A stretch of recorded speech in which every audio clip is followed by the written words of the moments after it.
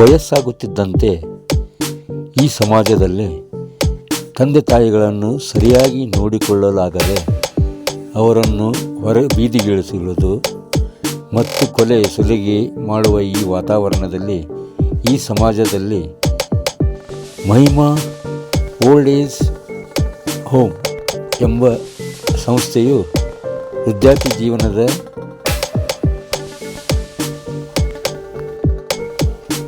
ವೃದ್ಧಾಪ್ಯಗಳನ್ನು ನಾವು ವೀಕ್ಷಿಸಿದಾಗ ಮನೆಯ ವಾತಾವರಣವನ್ನು ನೋಡಿದೆವು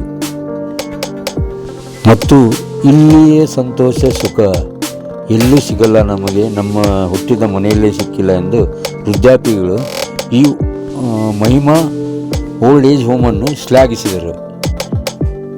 ನಾವು ಎಲ್ಲ ವಾಚ್ ಮಾಡಿದಾಗ ಭಾಳ ಚೆನ್ನಾಗಿ ಕಟ್ಟುನಿಟ್ಟಾದ ವಾತಾವರಣ ಅಲ್ಲಿತ್ತು.